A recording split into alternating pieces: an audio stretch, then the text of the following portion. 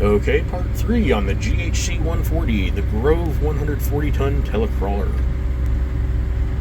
Okay, now we are here where it's giving us the little blinkies. It doesn't like something, and the automatic mode is blinking for where it's catching pins and stuff. So I think that's just probably because the piston, what have you, with the pins is probably a little too short or too long for its liking. Let's try. Let's see. That's up, so that is now in the telescoping mode. Same stick, 2 different functions. So let's go to the left.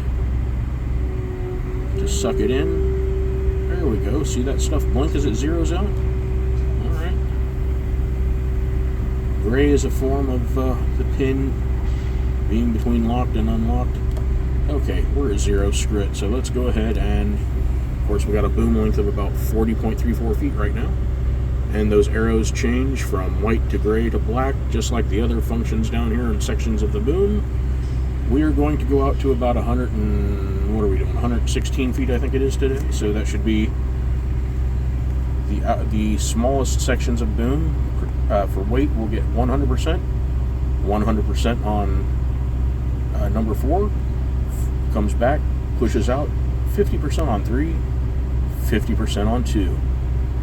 0% on section 1. Let me pause this just a second. Well, no. Let's go ahead and start scoping out. So we're pushing a stick to the right, away from you. Towards you, away from you. It works the same way with boom up, boom down, scope in, scope out. So there we go. We got that pin at 3.77 feet. And this is something to be mindful of when you're doing that, because as it goes out, it's pulling in the line. It will be faster on your whip line, and since the ratio is like about 4 times, it'll go slower on the block, of course. Got your anti-2-block devices. For those of you that don't know, those are there to stop functions when it gets too close, so you basically don't rip your balls and block off. Okay, I'll probably need to use the other hand here, and I'll pause that for a second so I can lower those. We'll start again. Alright, we are back. Part 3. Let us finish scoping out there a little bit. Okay. Oh, hell. Yeah, when that piston gets out there to about 28 point something feet, that's where the section's about 100% out. It'll be about half of that when it's being scoped out to 50 feet. I'm sorry, 50%. That'll be about 14 feet when it starts to catch, to either lock it out in place or pull it back in. Sorry, I should probably zoom in a little bit. So yeah, we're just holding it away from us, away from us.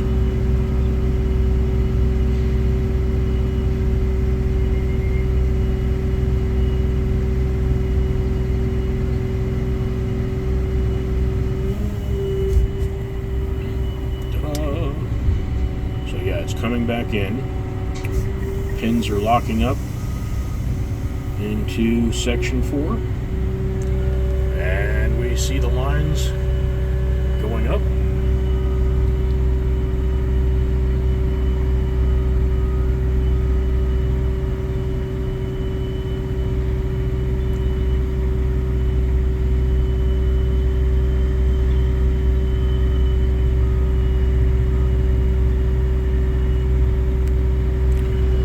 Sorry, I should probably hold it a little closer. I'm trying to pay attention to the task more than the video.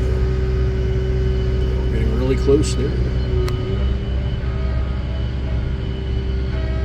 And after that one locks up, I'll probably pause it. You can hear it clang.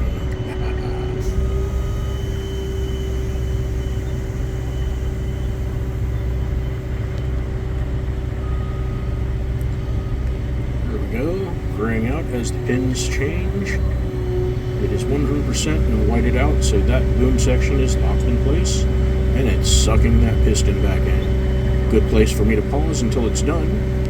Save some time.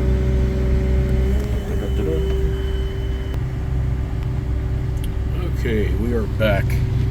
So as you can see, all our boom sections are whited out in their proper position. 100, 150, and 50%, and 0, of course, on the heaviest section. Our piston, right here, is under 2 feet. I made it a little bit shorter, but yeah, none of the pin stuff is blinking. We don't even have an error code right now. That might pop up with the exclamation point in the book, and if it is, just fiddle with your piston in and out a little bit right there, probably within 2 feet. That also helps for weight of your boom, as far as not having too much stuff out there and being heavier than what your manual is calling for. Oh yes, I almost forgot. Yeah, so let's see. Like I said, the outermost section, 100%. 100% for number 4, 50% for number 3, 50% for number 2, 0%. Oops, hello, stop. And yeah, get the ball up there just a little bit away from the 2 block. I'm going to go ahead and lock out that function since I'm not going to be using the ball. So drum number 1 is locked. Watch what happens here. Oh yeah, red light. And now it's just going to have you verify everything. Oh hell, I need to change that too then if it's still stuck on rooster tip. So we see that the one part of whip line is at 0 because we just locked it out. We press OK. Let's scroll the wheel. Back to here, yeah. See that rooster tip right there? I can't do that. You little bugger. Push into select. Left one. Push to select. And let's hit a little enter just to kind of make that go away and choose. Red light. There's that little magic thing we need to get started. Let's hit that little circle. Okay. There we go. Everything is as is. We now have our green light. And let's see, what do we do to get back to the working screen? Oh yeah, that little enter, that little X, whatever you want to call it. And can't even see my own screen right now. There we go. So yeah, here we go. We have 4 parts of line on number 2. We have, that is what it's weighing out on the hook when you consider everything, hook, ball, your deductions, it's kind of counting that in there. We have, I don't know if it zooms in on that, or focuses on that, 3697 is pretty much our deductions. So we just call it about $4,000 anyway. It's calling $4,000 here. Right now, off the block, that is our capacity with 4 parts of line, 33,800 pounds. We're at 12% of capacity. Way over here in the green zone, we have our boom. We have, oh, see that little number right up there? We have that spinny thing up on top. The anal thermometer, I mean the anemometer. And that is telling us, I don't know how to get in there and mess with that right now. I don't even feel like farting with it. About 24 feet per second. And, well, we do a conversion factor. It's about, yeah. What do we do? Multiply that by, or divide by 1.4 something, and that'll give us our miles per hour. Shut her down after 31 miles per hour, and lay it down by 40, and yeah. Give us boom angle, your feet of radius, at least for the first few times. Maybe it's good to tape that out, or anything serious, or close to capacity. Yeah, measure it with tape. This is just an aid. What do we have here? Yeah, this is our boom length, 116.9 feet. And I think that's our tip height. Yeah, that should be about 114 feet. So there you go. We have all our settings displayed. Swing is locked. Let's see. Oh, yeah, and let's go back to, from scoping mode, back to boom. Up and down, which is right here. And I don't know, you probably heard. When you're pulling cable up and down, we have these little tattletales here, these sensor, or not sensors, I forgot what you call it, but yeah, it lets you know that you're pulling line up or down. So it sits there and clicks and makes noise, or taps your palm, and Yeah, it helps when you boom up and hold the load and want to keep the thing steady. And there you go.